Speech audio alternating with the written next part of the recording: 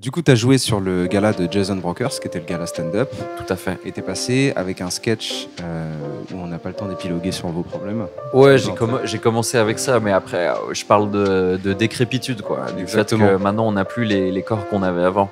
Et quand je vois la taille de tes cernes, Félix, je me dis que tu as dû avoir un peu d'empathie pour ce que j'ai raconté sur ça. Si vous êtes tombé sur un passage d'un humoriste sur scène au Festival de Montreux, vous vous êtes déjà peut-être demandé comment il a écrit son texte, enfin surtout, qu'est-ce qui lui en a donné l'idée. Du coup, avec le Montreux Comedy Festival, on a créé Yellow Mike, un podcast qui retrace l'histoire derrière une bonne vanne et comment elle a évolué pour arriver jusqu'en Suisse et faire rire des gens. Je m'appelle Félix, vous écoutez la 2e saison de Yellow Mike. Aujourd'hui, je reçois Charles Nouveau. Bonne écoute.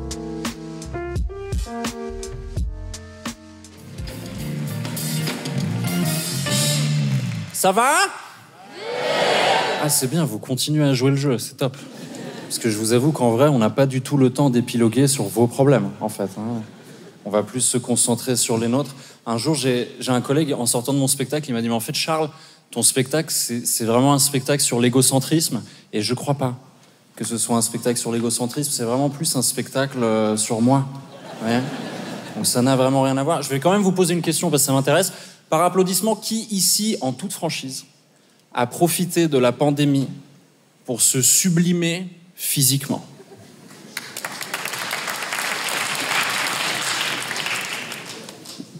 Sur une salle de 1800, c'est chaud que vous soyez 12, quand même. On est sur une salle à mon image, c'est bien, vous êtes donc dégueulasses pour la plupart. Il y a plein de gens qui ont profité de la pandémie pour devenir de meilleures personnes, Félix. alors que moi, qu'est-ce que j'ai fait en fin de compte ? J'ai réinstallé pas mal de jeux vidéo et j'ai fumé les premières semaines la moitié de la weed d'Île-de-France, je crois, avec ma colocataire. Ça vous arrive aussi parfois de choper des crampes en enlevant vos chaussures ? Moi, j'en suis là, ça va très bien. Peut-être, je sais, je vois certaines têtes, je sens qu'il y a des gens qui ne comprennent pas de quoi je suis en train de parler. Il y a des gens trop jeunes dans la salle pour comprendre. Par applaudissement, qui a 22 ans ou moins dans la salle ? Voilà. L'insouciance. Enfin, là, vous comprenez pas du tout. Là, la plupart d'entre vous, votre corps est encore majoritairement fait de caoutchouc. Vous ne vous êtes jamais vraiment fait mal, hein, bien sûr. D'ailleurs, les enfants se font jamais vraiment mal quand ils réfléchissent. Des fois, tu les vois, hein, ils se prennent des coups, bien sûr. Ils se cognent, et avant de pleurer, ils vérifient quand même, est-ce que j'ai un public ? D'ailleurs, des fois, ils anticipent trop, tu sais. Ils se cognent, et ils commencent à... jusqu'à ce qu'ils se rendent compte que... Ah, mais il n'y a personne, en fait. Bien sûr, bien sûr. Non, mais c'est ça, c'est la vieillesse qui te fait parler de ça. Ouais. En vrai, je pense que à bien des égards, je peux pas vraiment être considéré comme vieux. En revanche, mes 32 ans se coordonnent avec le fait que j'ai une très très mauvaise hygiène de vie. Et là, du coup, ouais, je le sens un peu dans mon corps de plus en plus, je dois t'avouer. À l'époque, c'était 2017, je pense, Ouais. je faisais des premières parties de Thomas VDB. Ouais. Et je me rappelle qu'un soir, j'ai joué ça tombait le soir de ses 40 ans. Et un mois plus tard, je refaisais sa première partie, ça tombait le soir de mon anniversaire. Et quand il m'a demandé quel âge j'avais, pour déconner, je lui ai dit « Ouais, moi aussi, j'ai 40 ». Et il a fait « Ah, ok, cool ». Et il a pas réagi, tu sais. Alors moi, j'étais là « Non, j'ai 27 ». Là, ça me faisait 27 en 2017. Et puis, il m'a dit « Ah non, mais tu peux faire 40 ». Mais 40, bien. Et j'adorais cette remarque, c'est-à-dire que j'ai la tête d'un mec de 40 ans qui prend soin de lui. Et voilà, il reste que quelques mois comme ça. Je crois qu'après, on passe à 45. Ah, vous comprenez pas de quoi je parle. Moi, je m'adresse à une catégorie très précise de personnes, par applaudissement, qui a 30 ans ou plus dans la salle ce soir.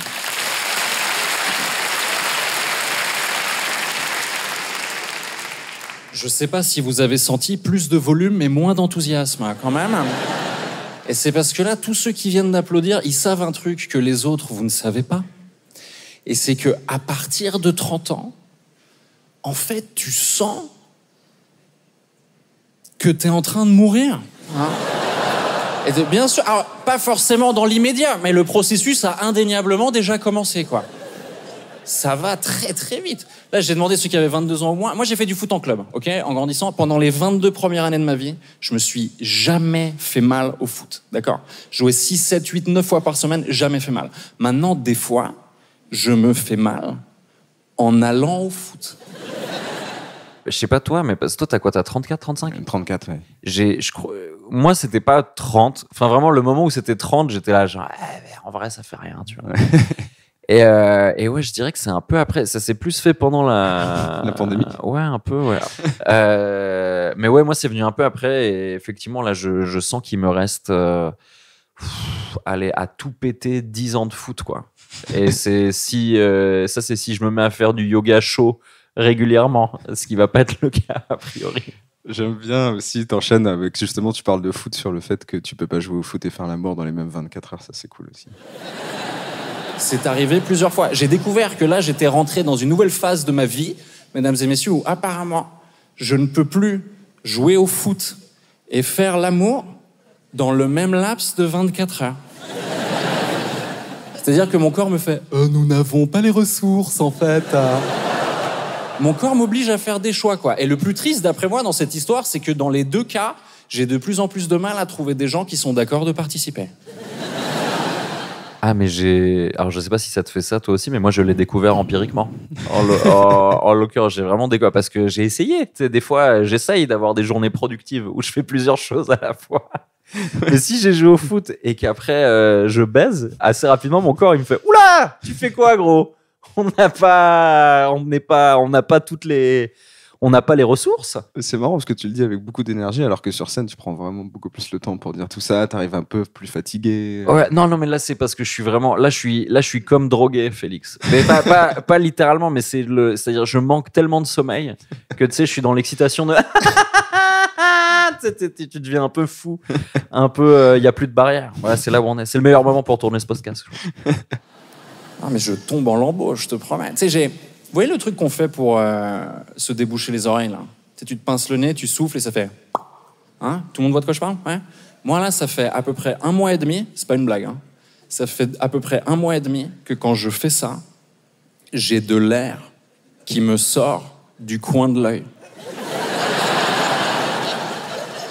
C'est-à-dire que je ne suis plus étanche, en fait. Je fuis.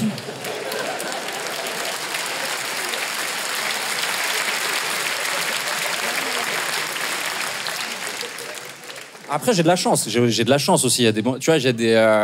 Par exemple, je trouve, par rapport à d'autres, je trouve que ça se voit pas trop que je suis pas en forme. Là, ça glousse fort, mec. Mais c'est vrai, tu vois. En fait, si tu veux, j'ai un métabolisme qui transforme directement les glucides en cernes. Ce qui est quand même, ça permet une certaine sveltesse au quotidien, quand même. Moi, ce que je kiffe chez toi, c'est vraiment le côté timing, le côté posé.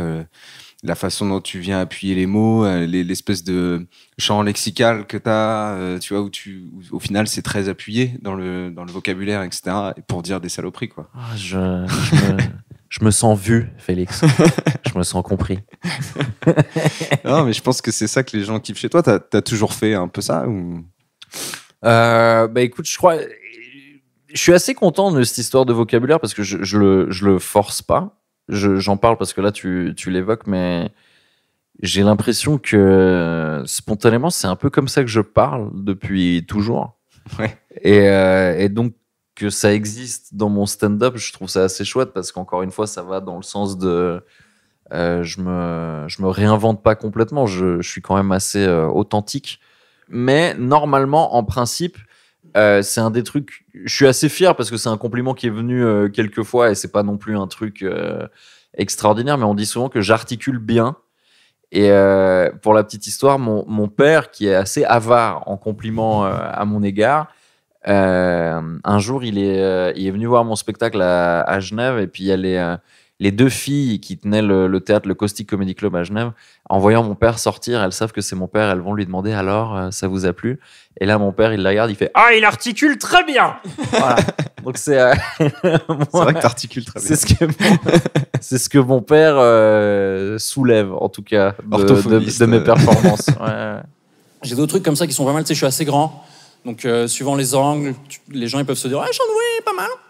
Et en fait, c'est seulement une fois qu'on est allongé nu, côte à côte, quelle est vraiment l'opportunité de se dire « Oh non !» En fait, c'est pas mal parce que Non, mais en fait, j'ai un corps qui ne déçoit qu'une fois que c'est déjà trop tard.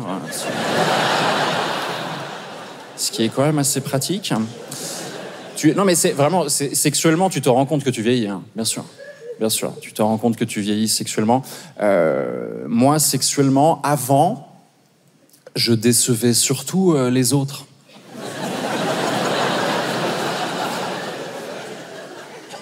Et là, de plus en plus, je me déçois moi-même, quoi.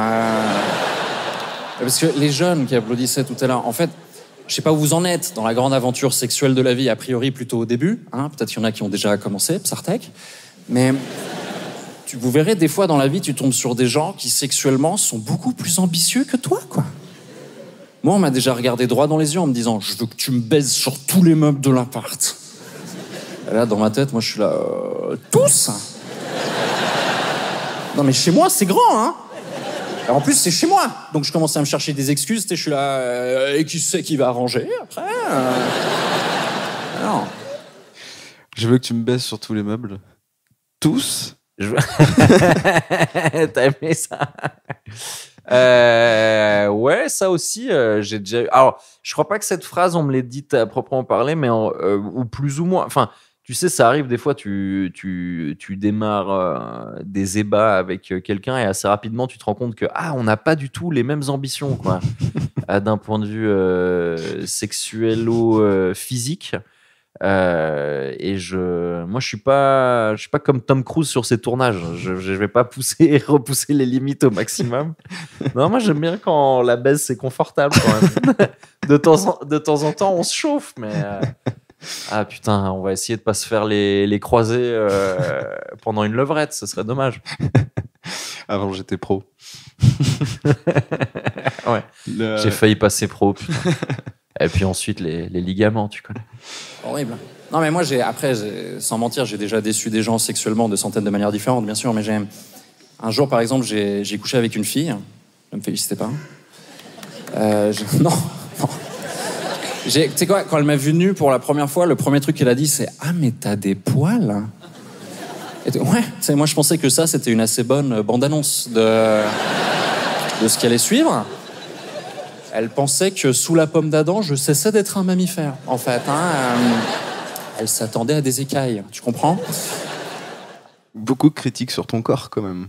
C'est fou, ça. Ouais, genre, mais c'est parce quand que... on est allongé nu à côté de l'autre, on se rend compte de la supercherie, tu sais, avec le truc...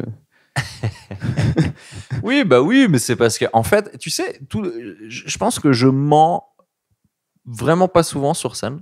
Ouais. Même si, en l'occurrence, mon premier Montreux qui avait bien fonctionné, il y a une blague dedans qui est pas vraie, qui est le truc de... Il m'est arrivé quelque chose de très étrange dans la rue dernièrement, très gênant. J'étais en train de... Je sais pas comment le dire autrement, j'étais en train de très brièvement observer les fesses d'une jeune femme. Vraiment l'affaire de quelques secondes, hein. C'était juste pas assez de temps pour être sexiste. Un vrai respect dans le regard, c'est ce que j'essaie de vous dire. Quand tout à coup, elle s'est retournée et elle avait 14 ans.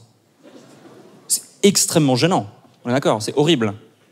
D'autant plus que moi, à la base de dos, je lui en donnais max 12.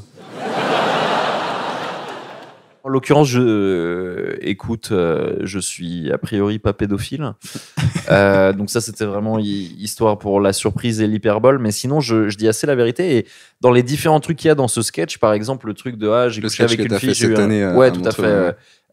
J'ai eu un point de côté en couchant avec. C'est arrivé. Je me rappelle très bien avec qui. On dit pas son prénom, mais on t'embrasse. Un jour, j'ai couché avec une fille, une autre, je suis un ouf. J'ai eu un fou rire pendant. Elle non plus, elle était pas prête. Vraiment. Elle m'a regardé, elle a fait « Mais qu'est-ce qui se passe ?» Je fais « Non, mais je suis vraiment dégueulasse. » Je dis « Mais pourquoi tu dis ça ?» Je fais « J'ai un point de côté. » Non, mais tout ça, c'est des vrais trucs qui sont arrivés, quoi. C'est des vrais constats. Donc, il y a vraiment une fille qui pensait que t'étais un berbe, et en fait, pas du tout. Il y a vraiment déjà une meuf qui m'a dit mais t'as des poils. Ouais. Tu veux, t'as une grosse barbe, beaucoup de cheveux, et du coup, on s'imagine pas que forcément en dessous, c'est pareil. Si t'as pas beaucoup d'imagination, tu te l'imagines pas. Mais non, en l'occurrence... quand je dois passer la douane en Espagne, j'ai pas besoin de montrer ma carte d'identité, je peux me mettre torse nu. Et les gens ils font bienvenue cher compatriote. Tout va bien, todo bien. Horrible, affreux. Mais c'est pas comme au foot, tu peux pas demander un changement, d'accord? T'es pas dans le lit en train de faire tes petites affaires et debout à côté de toi, t'as pas un pote qui est là. Et je vais vous dire un truc et je vous laisserai là-dessus. Je détesterais que ce soit comme au foot parce que perso, je détesterais que mon père vienne voir mes matchs. Voilà. Merci beaucoup, mon frère.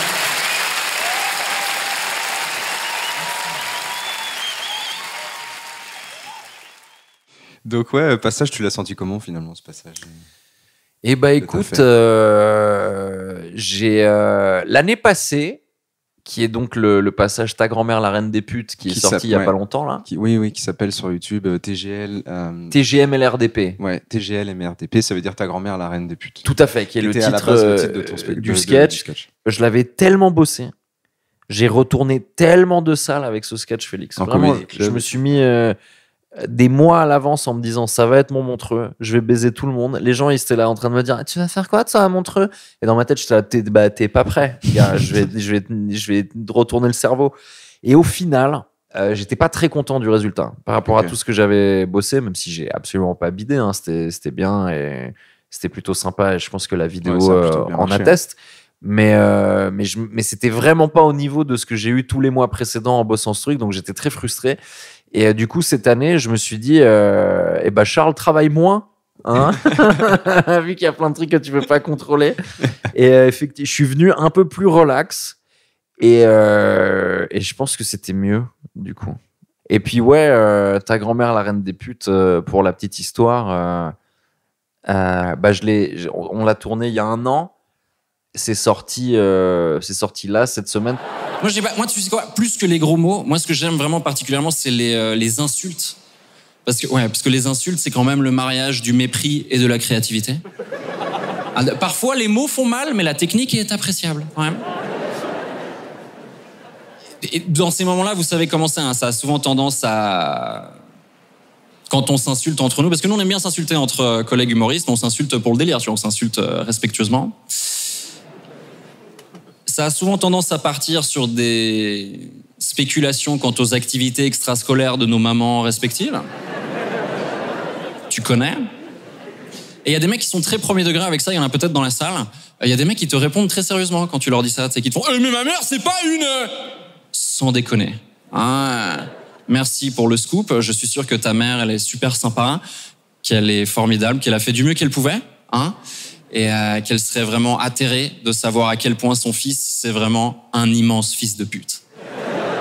Parce que c'est vraiment 2 choses indépendantes l'une de l'autre, tu vois. Et moi, un jour, mesdames et messieurs, pendant cette valse d'injures qui virevoltait dans tous les sens, j'ai un pote qui me regarde droit dans les yeux et qui me lâche ce bijou. Ta grand-mère, déjà, ta grand-mère, la reine des putes. Tout de suite, ça déboussole, hein, parce que ça pose immédiatement une question préliminaire à laquelle je ne m'attendais absolument pas. De quelle grand-mère il parle? Et moi, je m'attendais pas à démarrer un débat interne avec moi-même pour établir laquelle de mes grand-mères est la plus grosse des putes, quand même. Extraordinaire. Ta grand-mère, la reine des putes. TGMLRDP. C'est-à-dire que le mec saute une génération pour parler directement de la mère de mon père. Parce que j'ai choisi.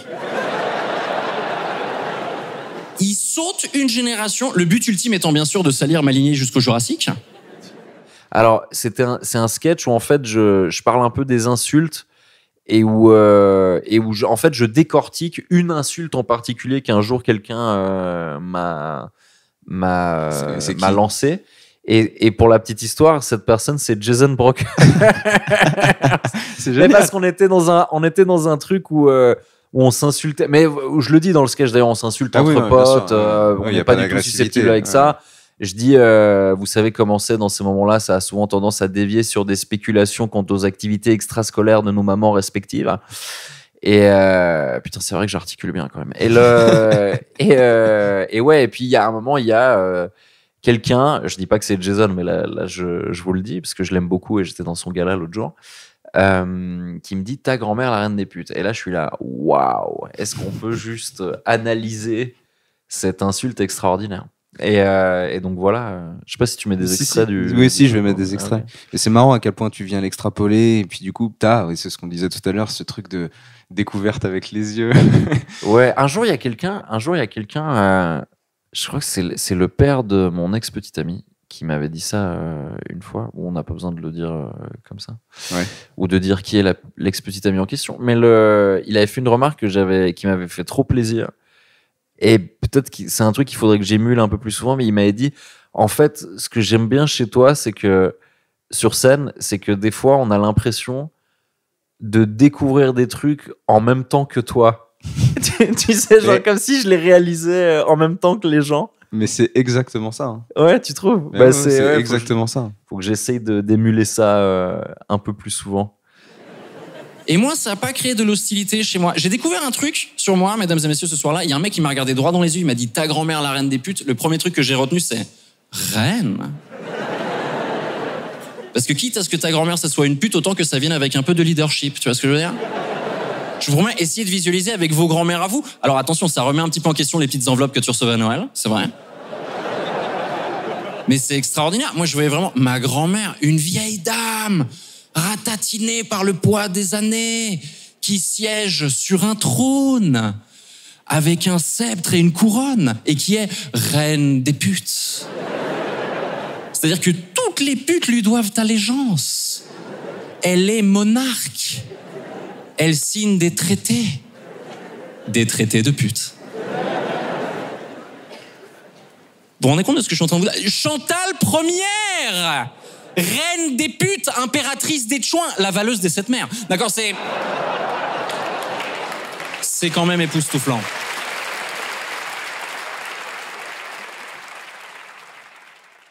Entre le moment où on l'a tourné et le moment où c'est sorti, j'ai malheureusement perdu la dernière de mes grands-mères, mais qui savait que j'avais fait ce sketch. Et quand j'ai commencé à lui expliquer, mon père était là, qu'est-ce que tu fais? Il était vraiment en panique et tout. Puis j'étais là, mais t'inquiète, elle a les épaules. Elle a trouvé ça marrant. Elle trouvait ça drôle et tout. Elle était très fière de ce que je faisais. Et malheureusement, elle est plus là, mais je suis content qu'elle sache qu'il y avait ce truc. On est bien d'accord que c'était pas la reine des putes. Mais bref, voilà, je sais pas pourquoi je dis ça, mais si vous avez encore vos grands-mères, c'est vrai qu'on a tendance à les oublier un petit peu. Passez un petit coup de fil à votre grand-mère, elle vous aime beaucoup et ça fait toujours plaisir, et un jour vous pourrez plus le faire. Mais dans mon cas, il y a quand même un côté positif, puisque désormais je suis en pourparlers, oui, absolument, pour reprendre le trône. Et voilà, il va y avoir des changements dans la communauté des prostituées. Et moi, évidemment, je me demande, mais comment elle fonctionne, cette monarchie prostitutionnelle? Est-ce qu'elle est toute seule? Est-ce qu'elle est entourée? Est-ce qu'elle a une cour? Natacha, tu seras ministre de la levrette. Comment surtout ça fonctionne d'un point de vue dynastique? Parce que ma grand-mère, là, les gars, elle va bientôt avoir 97 ans. Inutile de vous dire qu'elle bat un peu de l'aile. Comme vous, évidemment, j'aimerais savoir, est-ce que oui ou non, je peux prétendre au trône? Ah bah, bien sûr. Hein. Moi, j'aimerais trop me balader dans des ruelles sombres devant des meufs avec des talons de 27 cm qui, en voyant passer, me feraient « Votre Altesse ». Les gens, ils vous demanderaient « Tu connais Charles Nouveau ?» L'humoriste? Non, le roi. En tout cas, vous savez quoi,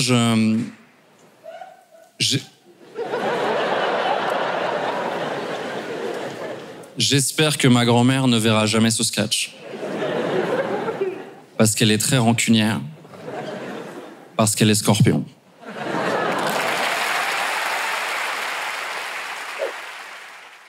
Non, et le truc où il y a des commentaires aussi, des fois, c'est sur mes yeux.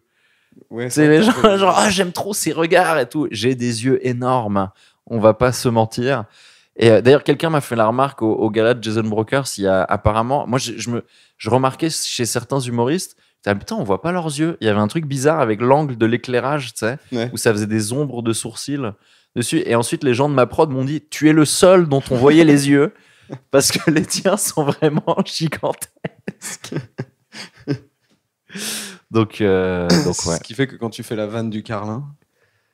Ah putain, le Tu penses carlin. à un Golden Retriever, ça marche encore plus. Ouais, parce que j'ai plus une tête de carlin que de Golden Retriever. Hein. On va pas se mentir. Non, parce qu'on est d'accord que un chien, ça s'accouple à peu près avec n'importe quoi. Y compris les mollets d'autres espèces que la sienne. Et je me dis, un chien, en plein coït avec un carlin. Tout le monde visualise que c'est un carlin ? Les petits trucs courts sur pattes, là, qui ont les yeux qui sont sur le point de sortir de leur orbite en permanence, qui sont tout fripés. En plus, c'est mal foutu génétiquement, tu sais, ça respire mal, ça. Comme ça. Un chien en plein coït avec un carlin, obligé, il pense à un Golden Retriever. Après, libre à vous de se demander, est-ce qu'on n'est pas tous le carlin de quelqu'un ? N'est-ce pas, mademoiselle ? Non, mais j'aime bien aussi comment tu fais. Tu sais, tu ouvres tes yeux sur scène pour avoir comme des. Tu sais, t'as un truc où tu parles normalement et d'un coup, ce que j'aime bien et que tu fais assez régulièrement, c'est comme si t'avais eu une illumination d'un coup. Tu vois. Ouais, mais vends mes petites astuces à tout le monde. Non, je pense que je le fais assez naturellement parce que je le fais dans la vie aussi, quoi. Ouais. Ce truc de. Mais ouais, tout d'un coup, l'étonnement d'écarter les yeux. Et, je me rappelle qu'à l'époque, tu te rappelles quand on faisait des sketchs Carac Attack Ouais. avec à l'époque Marina Rollman, Thomas Wiesel, Blaise Bersinger et Alexandre Kominek. Ouais. Je me rappelle qu'une fois pendant un tournage, c'était un truc un peu absurde, on savait pas par quoi enchaîner et tout machin. Et Kominek, il avait dit, mais on peut faire un gros plan sur les yeux de chat. Moi, ça me fait toujours marrer. Donc, je sais pas si on l'avait fait au final, mais ouais, mes yeux font partie de mon arsenal. Qu'est-ce que je te dis ? Il y en a qui jouent de la guitare. Hein, bah voilà, moi j'ai des yeux globuleux. Moi, je voudrais qu'on en reparle de. Il y a deux Israël. choses que je voudrais voir avec toi. Ouais, d'Israël, déjà, pour commencer. Non, c'est sur ton premier passage que tu as fait à Montreux, du coup, qui est vraiment dispo, qui avait cartonné, où tu avais les cheveux plus longs et tout. Tout à fait. Tu dis une phrase sur le réchauffement climatique où tu fais. Pour moi, les hivers chauds, c'est un petit peu comme se laisser lécher les couilles par ton chien. Non mais, dans la mesure où... Au fond, tu sais que c'est symptomatique de quelque chose de grave. Mais c'est quand même assez kiffant.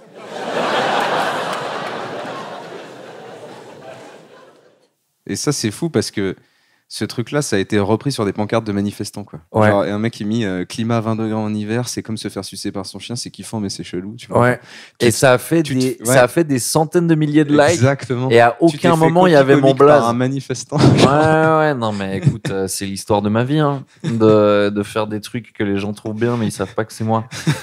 Ouais, bah ma foi, écoute, j'avais pas énormément de contrôle là-dessus. C'est comme ça. Et puis mine de rien, c'est quand même flatteur d'avoir trouvé une formule suffisamment punchy pour qu'elle soit reprise dans un contexte comme celui-là. Moi, je suis évidemment, je suis pas le plus revendicateur, mais j'ai évidemment envie qu'on fasse mieux pour la planète. Alors, si très modestement, mes petites conneries, elles peuvent aider, en tout cas dans la partie pancarte, Ouais. bah, why not, quoi.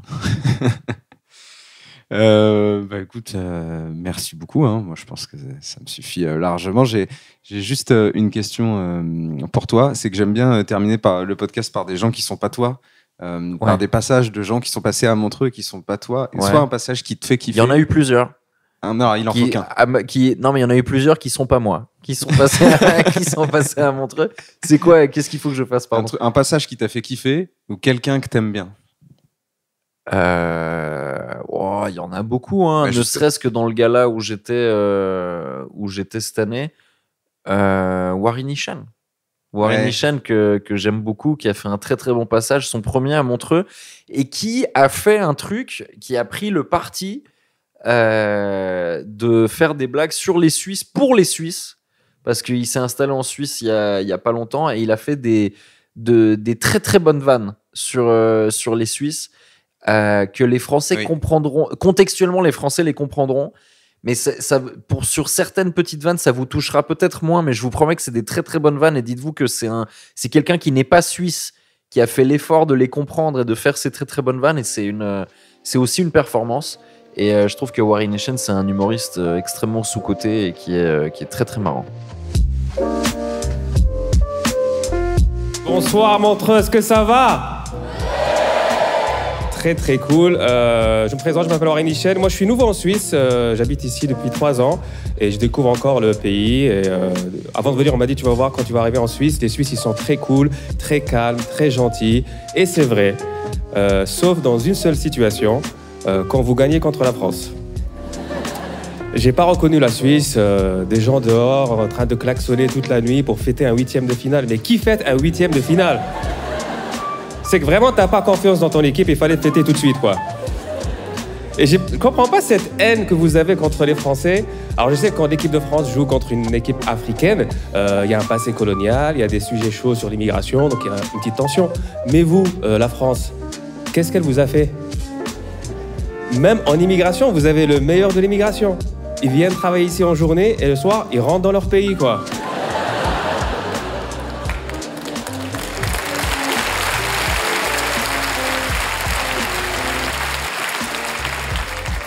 C'est que le Front National signerait tout de suite par un contrat comme ça. Hein.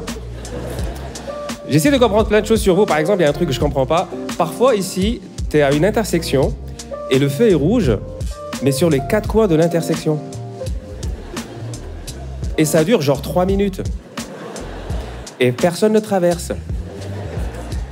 Moi, je pense que c'est un piège de l'immigration pour savoir qui est suisse et qui ne l'est pas. Je pense que si tu traverses, ils peuvent te le reprocher le jour de la naturalisation. Ils vont dire on t'a vu le 29 septembre. T'es pas un des nôtres. Retourne à Annemasse.